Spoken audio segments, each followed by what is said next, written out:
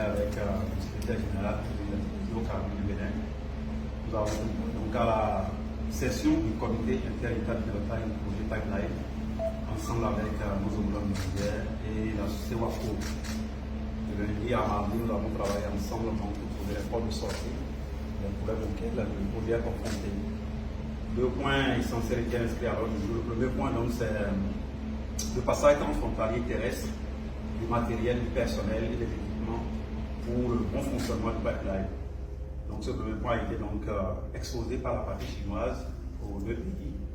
Il a été retenu que chaque délégation en rende compte à la hiérarchie pour la décision à prendre, sachant bien que les frontières sont ouvertes du côté béninois. Donc il a été dit à la partie nigérienne de soumettre le problème au plus haut niveau afin que une solution soit trouvée dans les meilleurs délais possibles. Le second sujet, il est relatif à la coordination des activités d'enlèvement et de chargement des navires à la plateforme de Semin. Là, c'est essentiellement le Bénin qui a beaucoup de tâches à accomplir là-dessus, en dehors, bien sûr, de la coordination entre les deux douanes, la douane béninoise et la douane nigérienne.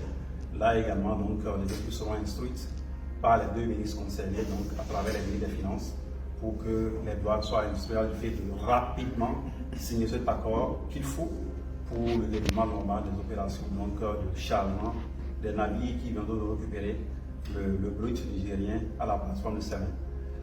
En dehors de ça, qui était également porteur d'un message du président de la République, son Excellence M. Patrice Talon, à son homologue des frères nigériens, le général de brigade Tiani Abdurrahman, qui n'a pas pu me recevoir pour prendre ce message-là. Voilà donc essentiellement ce qui a été fait lors de ce déplacement à Niamey. Quelle partie était à l'initiative de cette réunion? Comme vous le savez, il avait dit lors du point de presse du 15 que c'est la partie chinoise qui a décidé de convoquer les deux parties. Tous nous avons accepté de prendre part à ce qui a été fait.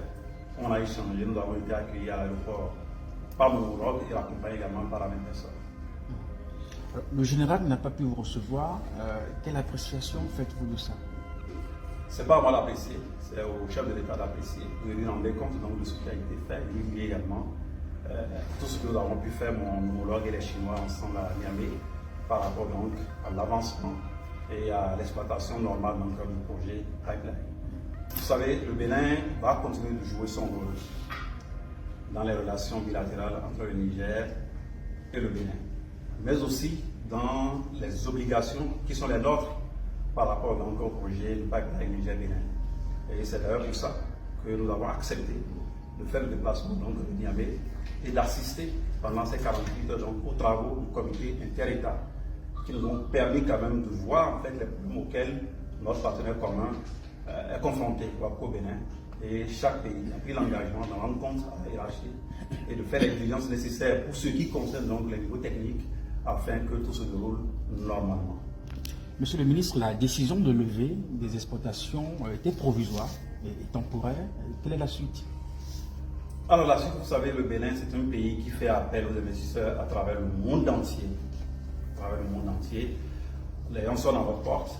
À travers Google TV, vous pouvez noter que beaucoup d'opérateurs économiques, beaucoup d'investisseurs aujourd'hui à niveau Bénin, il faut donner le bon signal, il faut donner le bon exemple pour toute l'Afrique, qu'on peut avoir confiance en notre continent pour investir comme cela se doit, mieux que par le passé. On peut investir au Bénin. Et c'est ça qui est important, c'est ce message-là que nous devons transmettre à travers cette participation du Bénin et rassurer notre partenaire WAPCO que j'ai pu voir déboussoler au terme de notre réunion, découragé, ne sachant pas quelle est la porte de sortie, parce que les engagements ont été pris vis-à-vis du marché extérieur. Est-ce que ça va continuer? Est-ce que ça ne va pas continuer jusqu'à là où nous sommes? Ils ne savent pas. Donc, ils rendront compte à qui de droit, qui verra ce qu'il faut faire pour réellement jouer notre partition du côté du Bénin, afin que l'image qu'on a reflétée jusqu'ici vis-à-vis des partenaires, qu'on appelle les investisseurs étrangers, qu'on puisse renforcer cette image-là à travers le Bénin et pour toute l'Afrique, parce que l'Afrique est perçue comme ce continent-là à risque. Il ne faudrait pas qu'on continue de refléter cette image. Nous travaillons aujourd'hui pour nos enfants, pour nos arrière-petits-fils, pour créer des emplois, parce que l'État en lui seul ne peut pas. Voilà donc, chers partenaires de la presse, l'essentiel du message que vous êtes en mettre à la presse de Limoise avant d'aller dans le compte donc, à qui de droit qui m'a envoyé en mission. Merci beaucoup. Mesdames et messieurs les journalistes, bonsoir et bienvenue à ce point de presse que j'anime en conjointement avec le directeur général de la CNODC, la maison mère de Wako Bénin, en charge de la construction et l'exploitation du pipeline d'export Niger-Bénin.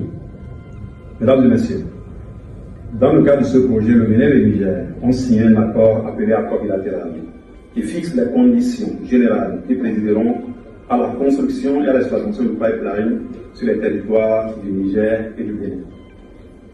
Selon les dispositions de l'article 3.1 de l'accord bilatéral, le droit de transit du pétrole brut en provenance du territoire nigérien sur le territoire béninois est octroyé à l'État du Niger et c'est en vertu de ce droit que tous les autres accords et instruments juridiques ont été mis en place.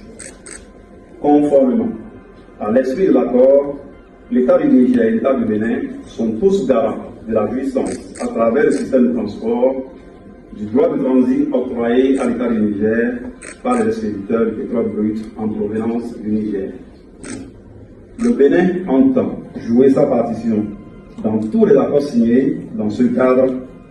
Le Bénin entend jouer sa partition dans tous les accords signés dans le cadre de ce projet. La douane nigérienne ayant adressé une lettre à la douane béninoise pour la participation d'une délégation du cadre nigérien, ensemble avec les cadres béninois aux opérations de chargement, telles que prévues par les accords, nous avons donc décidé d'autoriser le chargement du premier navire qui mouille dans nos eaux, c'est-à-dire donc que le Bénin n'a aucune intention de nuire ni aux intérêts de l'État du Niger, ni à ceux de notre partenaire commun, la CNODC, maison mère de Wako. Toutefois, il est important de noter que cette autorisation ponctuelle et provisoire, telle que mentionnée dans la lettre de la douane nigérienne, ne saurait être érigée en règle de conduite pour l'exploitation normale du pipeline qui doit se faire dans un cadre normal de relations entre États.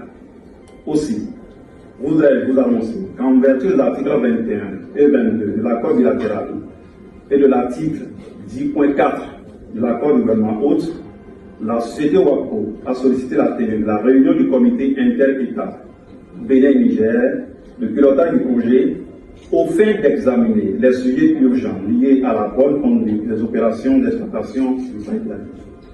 Notre pays, le Bénin, a donné son accord pour la tenue de cette réunion du comité inter-État. Voilà donc, mesdames et messieurs, chers partenaires de la presse, les informations que j'ai voulu partager avec vous.